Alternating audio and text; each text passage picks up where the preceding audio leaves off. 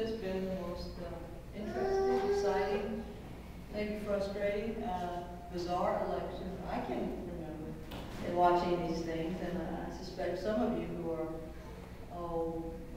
even a little more chronologically gifted than I am don't remember them either. So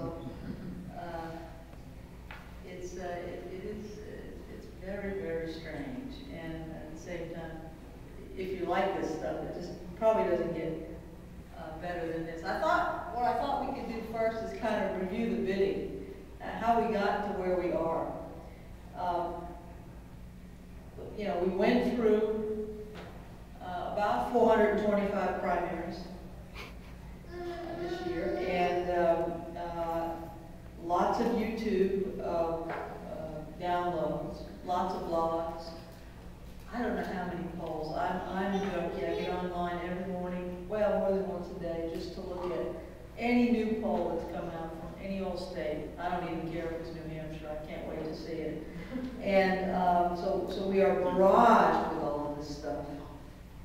And when all was said and done, we made some history already. We have an African American whose middle name just happens to be Hussein, defeating a woman named Hillary to become the Democratic nominee. Every Republican's second, third, or fourth choice went on to become the Republican nominee, defeating luminaries such as, you remember these guys, Rudy Giuliani, remember him? He went to Florida for Thanksgiving in 2007 and just kind of stayed there. He turned out to be the turkey of that race. Mitt Romney, sweet man. Not so much. Mike Huckabee. Remember Mike? I thought it would be a pretty cool ticket if you had McCain and Huckabee myself. Just think about the issue of evolution. Huckabee does not accept the theory of evolution, and McCain has kind of lived it. So that would have been interesting to see how that one went. Money, more money has been raised and spent in this election than in combining the last couple of presidential elections. For the month of August, McCain raised $55 million. Obama raised $66 million. I mean, that's amazing. Some of you may recall that years and years ago when they started taking, you could elect in your income tax to have $1 taken out. It's $3 now, I think, or maybe it's $5 now. $1 out to go toward the presidential fund for electing presidents. And at that time, the allocation was $10 million each for the general election.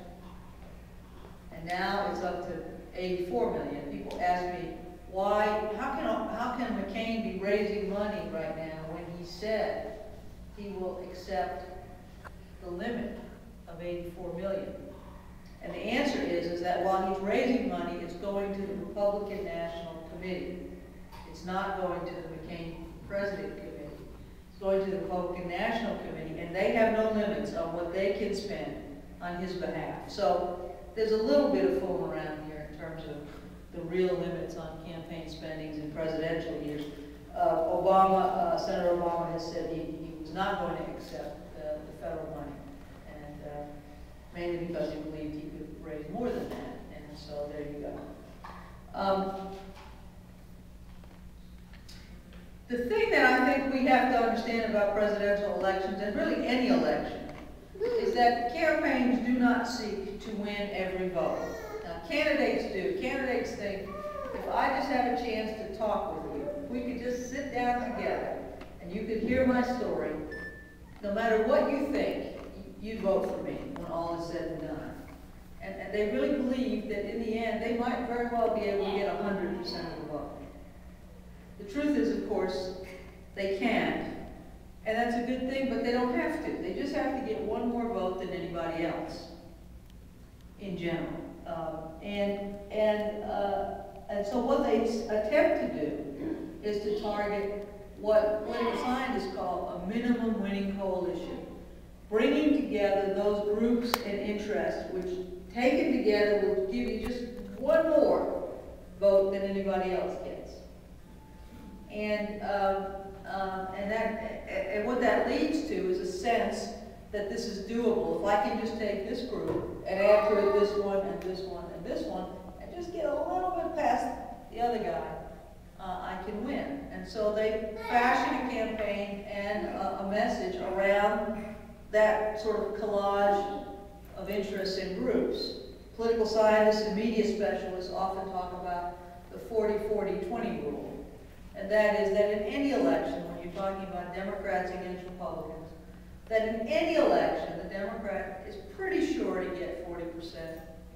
The Republican is pretty sure to get 40%. And what's really up for grabs is that middle 20%. What we've seen over the last couple of election cycles, it's really not 40-40-20. It's more like 45-45-10.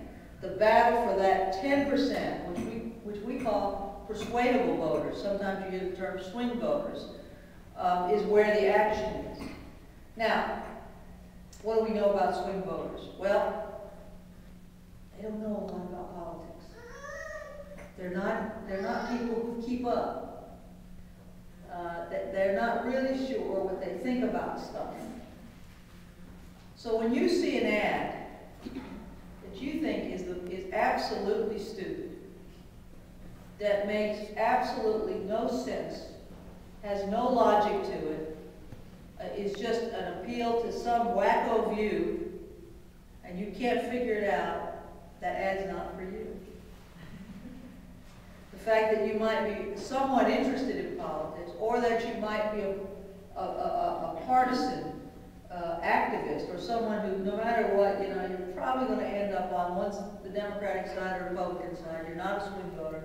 So the ads are dumb. They play on the fact that their audience doesn't really get it, and that's why they seem so ill-conceived and absolutely insulting to anyone who has a moderate degree of intelligence. And that's the truth. I mean, they're not for you. They're for somebody else who doesn't get it.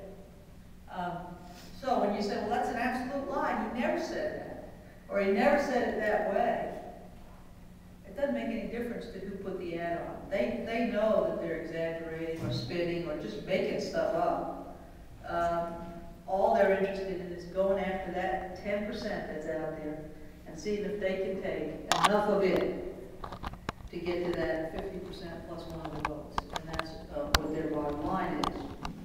For presidents, it's a little bit more complicated because, as you know, it's not necessarily the popular vote that determines the winner. It's not just getting one more vote than the other guy. It's getting one more electoral vote than the other guy.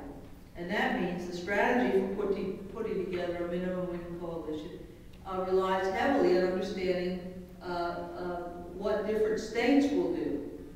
And again, we have states that we know are going to be Republican. We have states we know are going to be Democratic. And the ball game really revolves around what we call battleground states, swing states, toss-up states, whatever term you want to use. And the rest of us are kind of spectators. Alabama, for Alabama, presidential politics is nothing but a spectator sport. It's fun to watch. But the truth is, we know who's going to win here on November 4th. In the same way that people in California know who's going to win there on November 4th. The real interesting elections are taking places in other states, in places like Ohio, and Pennsylvania, and Florida, and Nevada, and Colorado, and New Mexico, and Michigan, New Hampshire, Wisconsin, Minnesota, Indiana, and Ohio. Did I say Ohio? Ohio again. And then there's Ohio, and Ohio, and Ohio.